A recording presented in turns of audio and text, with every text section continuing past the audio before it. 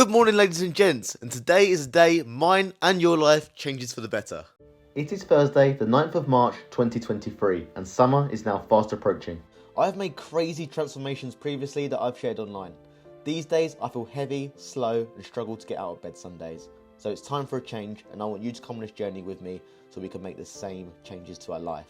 Now, I believe your health and fitness echoes through your entire life. If you have a trash diet with a lack of exercise, then you're also going to have a lack of energy, lack of confidence, and everything around you seems to come crumbling down. In solely 12 hours in the gym across a 30-day period, I'm going to completely transform my body. Within the next 8 videos across the 30-day period, I will show you how I eat, how I train, and what I do to make this process as simple and easy as possible around working a full-time, 40+ hour a week job, a relationship, and normal social life. So starting the journey off, day number 1 of 30 with a weigh-in and a physique check to see how we're looking, how much we weigh, and then compare this to 30 days time. Don't want to get fucked by the community guidelines. So first of all, physique check. We're not looking too shabby, but we're going to get a hell of a lot further and very chiseled in the next 30 days. I actually am down quite a bit already. I started this journey on the 1st of January and I've kept up a decent amount of steps. My diet's been a little bit up and down. I've been consistently training and I've lost probably about 8 pounds or so. So starting unflexed. So this is me completely relaxed, not pushing my belly out, just completely chilling. Now we're going to hit a flex.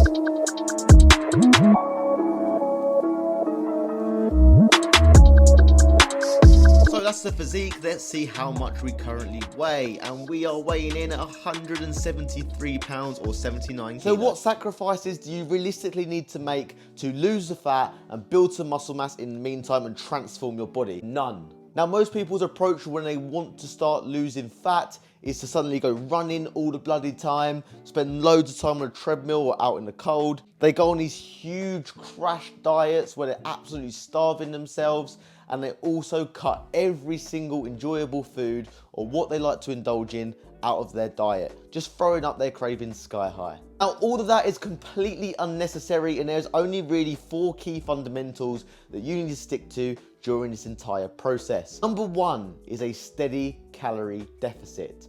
Number 2 is consuming enough protein to maintain your current muscle mass and build further muscle mass during the process. Number 3 is 10,000 steps a day, so you never have to go for a run or spend any time on a treadmill. And number 4 is 3 lifting sessions per week for 45 to 60 minutes. So to show you how easy this journey really is, let's dive into a day in the life and show you what it really looks like to live through this process. So we're gonna pop out, make a dent in the steps, grab a coffee, but first things first is I've been sleeping all night and I'm now dehydrated. The less water you drink, the more water weight you're going to cling to. So hydrate before you caffeinate. So you may have noticed what I didn't do is wake up and eat breakfast. Now, reason being, I've been laying still for 7 to 8 hours. All food is a source of energy, a source of calories. I don't need any additional energy after 7 to 8 hours of laying completely still. Rather than giving my body that additional source of energy, what I would rather do is use my natural storage to go about my morning, my day-to-day life. Secondly, I like to enjoy big, fulfilling meals rather than breaking my calories up into like 6-7 meals of barely anything. Now, unfortunately, I do work full-time as I own another business away from fitness. So the next few hours is spent pretty still sitting at a desk. I was about to make some lunch, but looked in the fridge and got no chicken. So I'm gonna go to the shop real quick. This is a perfect example of making really small, subtle changes to your life that make all the difference. So I could easily drive there, but instead I'm going to walk.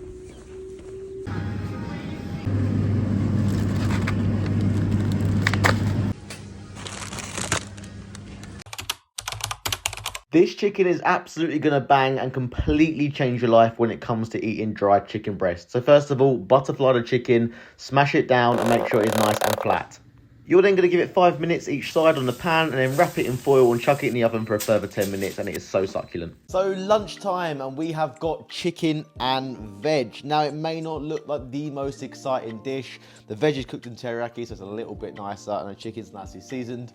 But there is a reason why I choose a lunch like this. I don't love having a heavy lunch. Having a heavy lunch just makes me feel tired, lethargic. I'm not as productive in the afternoon, so I like to keep lunch a lot lighter. Also, I like to save my calories for later in the day. I can go all day without eating pretty easily, but at night, my cravings are sky high and I like to eat a lot of food. So following this meal, I've hit a decent amount of protein, because around 350 calories and around 60 grams of protein-ish in this meal. So a lot of my protein is out the way. My calories are still extremely low. So tonight for dinner, I can have like a 1300 calorie meal, not have to worry too much about getting masses of protein in. And then before bed, I can eat chocolate or snack on whatever I like to eat. Gym, let's go to the fucking gym.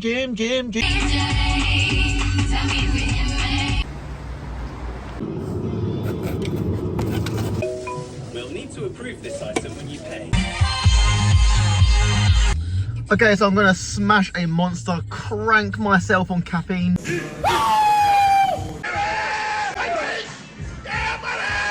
I'll be honest, I think Ronnie was on a lot more than caffeine when he hit his 800k squat. But shoulders and tricep session, let's go, baby! So, starting off the session with a standing overhead press. We perform 1 warm-up set, followed by 3 working sets, starting as heavy as possible and working our way down slowly. So before we proceed, let's highlight some key form factors when performing this movement. So first of all, it's controlling that eccentric, which is the way down. So now let's focus on the bottom portion of the range of motion. So as you can see, the bar comes down towards my chest. You want to come far enough down so you get a full stretch on the shoulder, but don't want to come all the way down so you're resting at the bottom. Also notice my back positioning. As I'm coming down, I am slightly leaning back but maintaining a very neutral spine. Second you start bending, second you're going to cause injury. Now as I drive up, you can see I slightly push my body forward to underneath the bar to get maximum drive and stability. Where the beat go? Oh, ain't that some drums came. Where the beat go? Oh, ain't that some drums came.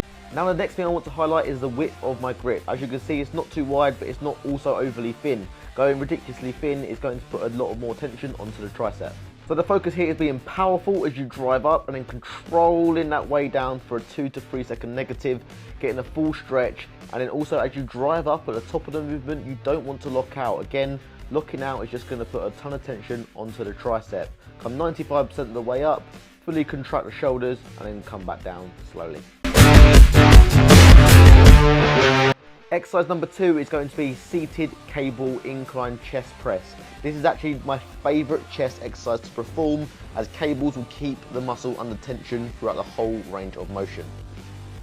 As again you can see here, I really control the eccentric all the way down and then push nice and powerfully up before a 2 to 3 second negative again. Now there is a huge obsession online with people retracting their scapula or pulling their shoulders back and down. So if you watch my shoulders in this next clip, as you can see, my shoulders move with the movement. Your chest or pectoral muscle attaches at the shoulder, not your arm. A lot of people keep their shoulders forward and just bring their arms all the way back. However, your shoulders need to move with the movement.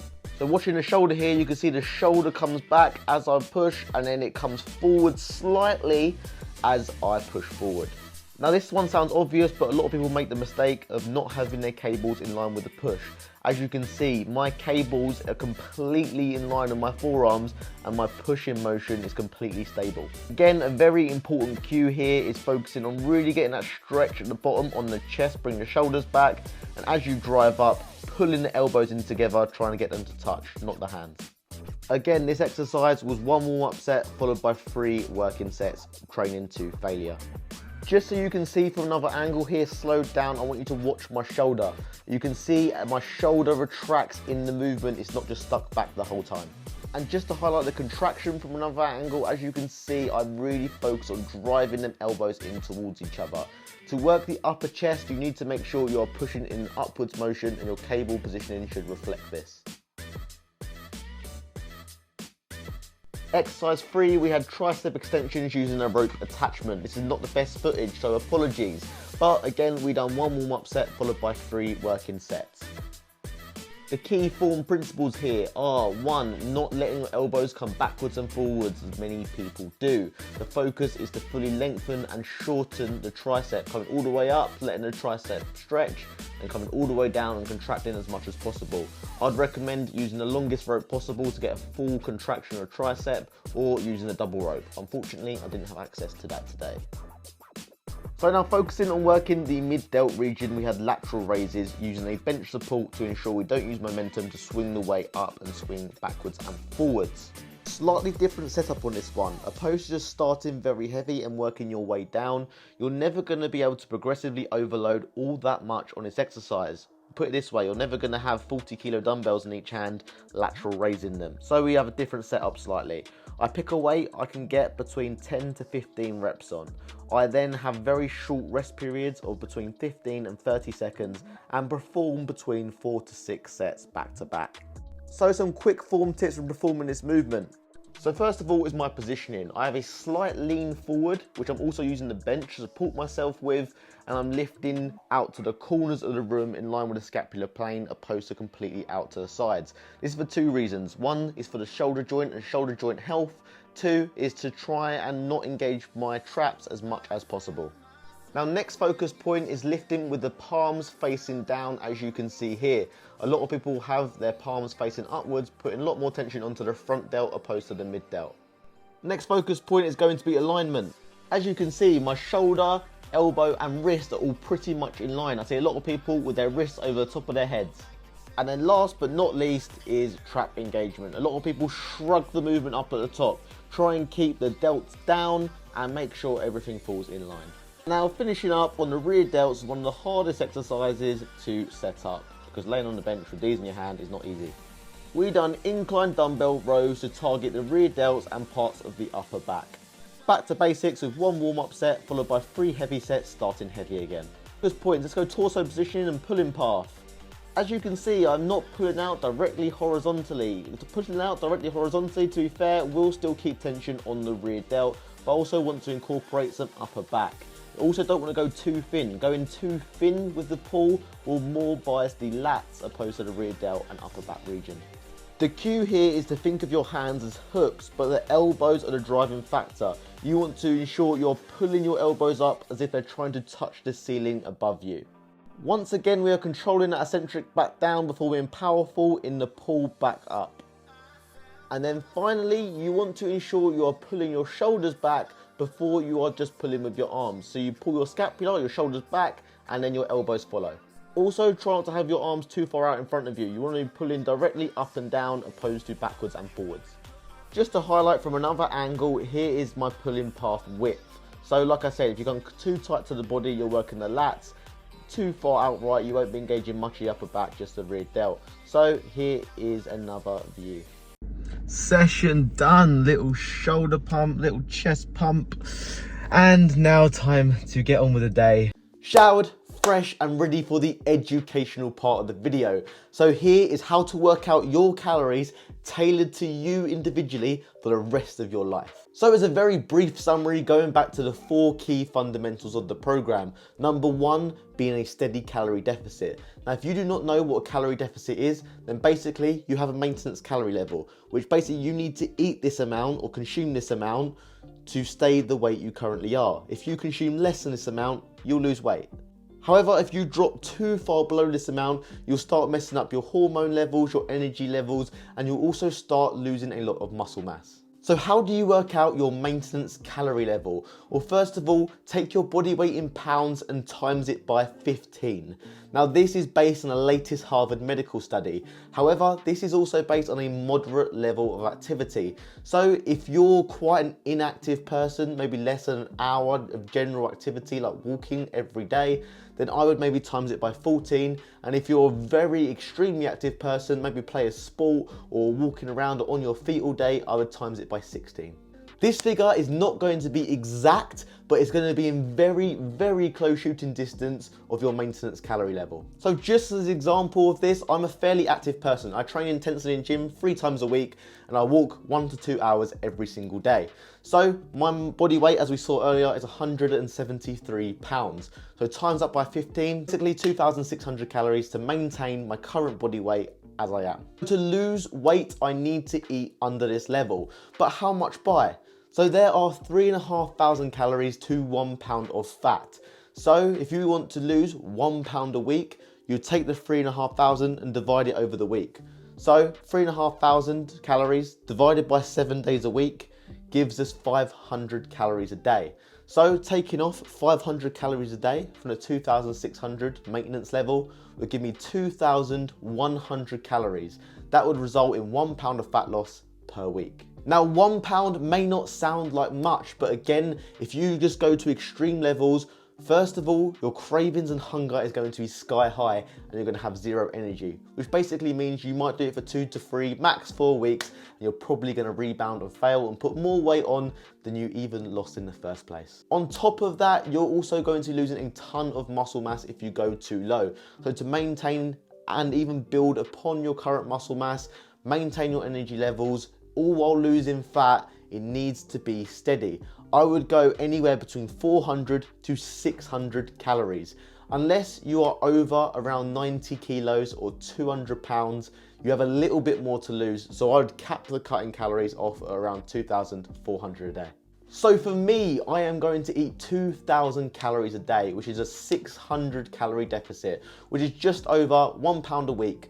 Probably going to be cutting for the next 12 to 13 weeks to try and get to around the 72 kilo mark. Don't get me wrong, the scale may move more than this. It may not move as much, or it may move, 3, 4, 5 pounds in a week. The scale's gonna drop a lot quicker at the start, and it will slowly come off and start going more gradual. But also your water weight alone can go up by 4 to 6 pounds every single day. So it depends how much water you're drinking, depends how much carbs you're eating. Carbs don't make you fat, this is for another video. But when you consume a higher carb level, you have a higher sodium level and you'll hold more water weight for a short period of time. So a lot can change, but just make sure you're in a steady calorie deficit consistently every single day, because if you're in a 500 to 600 calorie deficit for 6 days a week and overindulge by 2,500 calories on the 7th day, you're just going to undo your progress. So show up every day, stay in a calorie deficit, and that's how many calories you should be eating. Now that is a lesson wrapped up for today's video. That was short and sweet. So we're going to carry on, see what we eat for the evening and how we go about the rest of the evening, just chilling, making this process nice and easy. And there are more lessons to come in the next videos. Comment below what you would like to see in the next video as a next lesson, whether that be training, whether that be macro split across your proteins, fats, carbs, etc., or anything you can think of, as the next video will be up in the next few days. Anyway, if you haven't so far, please drop the video a like, subscribe to the channel, and let's see what the rest of the day has in store for us. I've been wanting to see what all this fuss is about for ages. So the first one,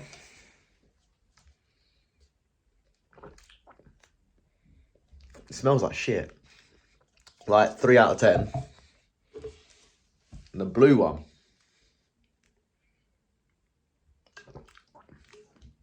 that's top drawer. That's like 8, 9 out of 10.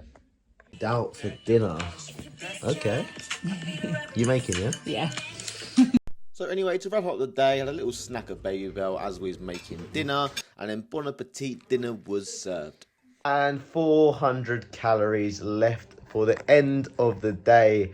So what other way to finish it than some chili cheese bites from Mackey's, 230 calories, and a nice little full fat Coke.